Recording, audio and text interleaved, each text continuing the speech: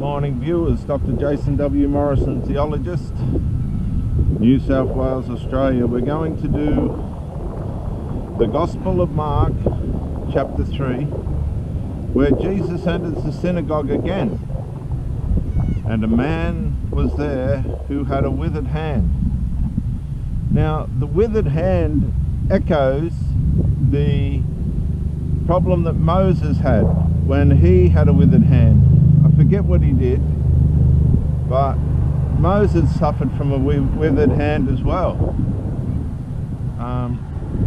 He'd done something that the Lord didn't like. I forget now, maybe some of you could remind me.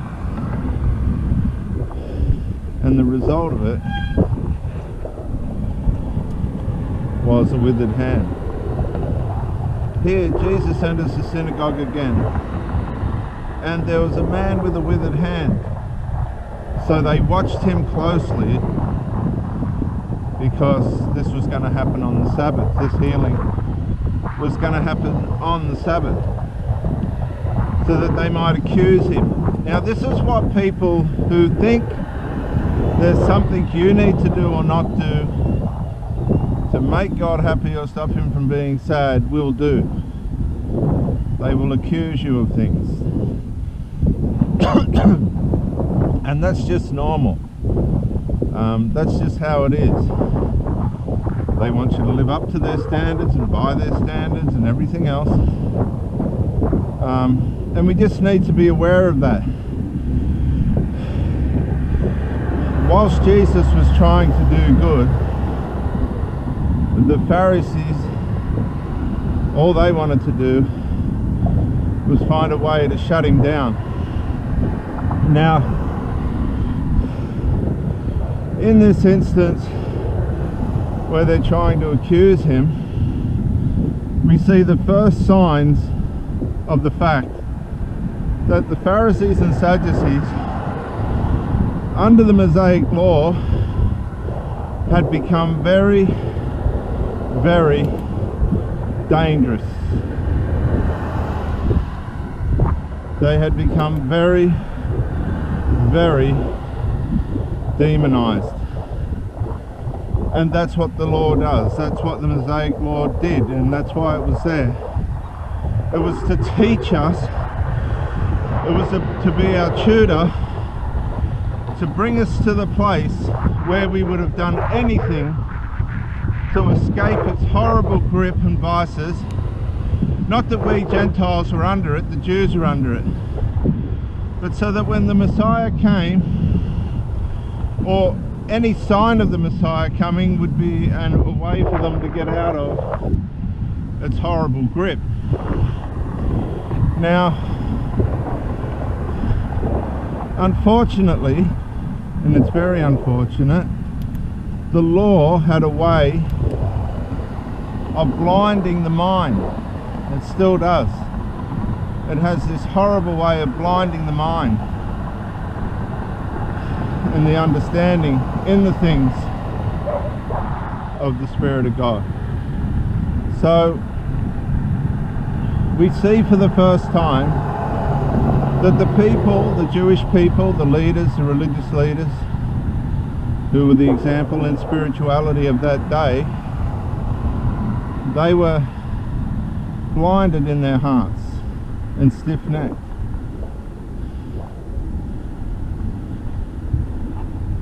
Minded towards the things of the Spirit. And the first sign of that is they were going to accuse him. Now, we know Satan very well, that he is the accuser of the brethren, the Bible says. He wants to accuse people of things to get them in trouble. And that's exactly what the Pharisees were doing, or waiting to do here. They were just waiting for their chance to accuse him. Now, let me clear that. We don't want any interruptions now, do we? No, we don't. Okay, so he said to the man who had the withered hand. Obviously Jesus couldn't have cared less of whether they were going to accuse him or not. Look at that beautiful oval, viewers. Jesus didn't care if they were going to accuse him or not. He said to the man with the withered hand, "Step forward." And then he said to them, the Pharisees and the Sadducees, I'm not sure which groups were actually there at the time, "Is it lawful on the Sabbath to do a good thing or to do an evil thing?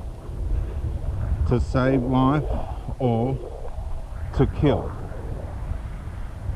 Because it was one or the other, wasn't it? If neglect towards human problem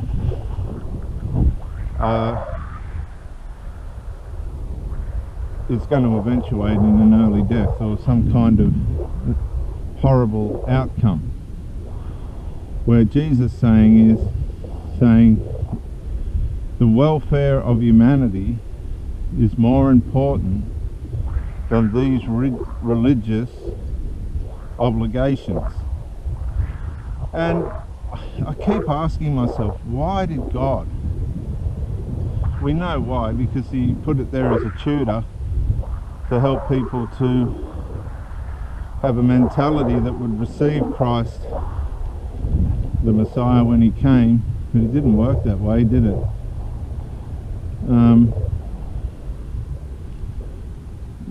What God had to do through Christ and John the Baptist was try and unravel, try and help the Jewish people to escape, to change their mind, to get their mind separated from and able to abandon the Mosaic law. And it was turning out to be very, very hard. In some cases, impossible. That's the grip that thinking there's something you need to do or not do to make God happy or stop him from being sad can have on you. A terrible, horrible grip. So I ask you this morning, viewers, what's more important? Shunning somebody illegitimately or trying to work things out in the spirit constructively? I'd say the latter, as I try and mix up the scenery for these talks.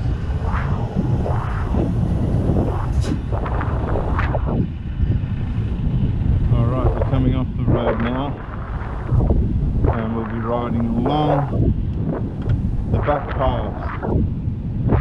So it's a very simple lesson, isn't it, given by Christ?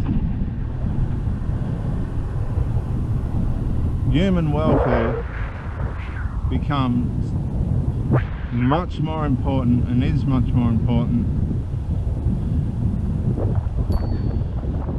than religious obligation. That's the lesson. Human welfare is much more important than religious obligation. But they kept silent. Now, silence can be a horrible form of punishment. You have aggressive abuse and you have passive abuse. Both are equally harmful.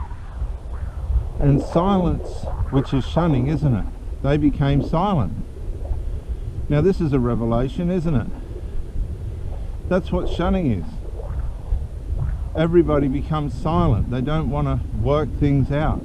It's easier to push the person away and get them to psychologically cave in and give in to the demands of the shunners. Well, here, when Jesus said, what's more important, to save life or to kill, the best the Pharisees could do was keep silent. And it's silent in the negative, believe you me. It's silent in the destructive. It's silent in the form of passive abuse. Now I'll just sting my belt. Morning.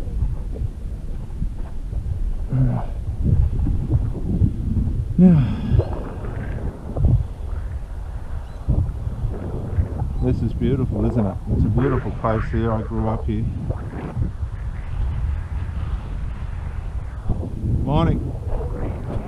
Isn't it beautiful? Nice and cool.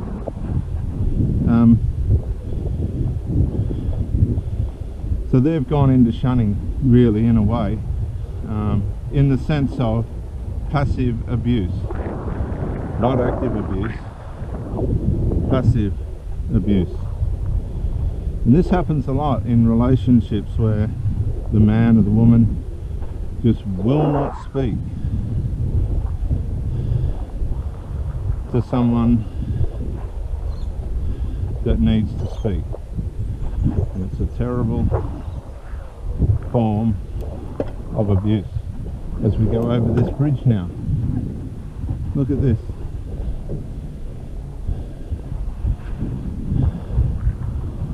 Now, I hope that helps somebody to see. Just yesterday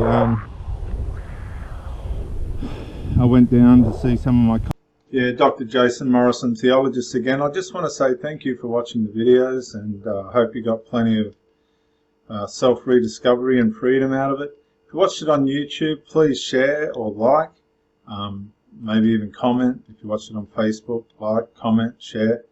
But most of all, get out and live. This isn't a rehearsal. You've got a one-off life. Don't let your loyalty and your faithfulness blind you to the life that you should be experiencing.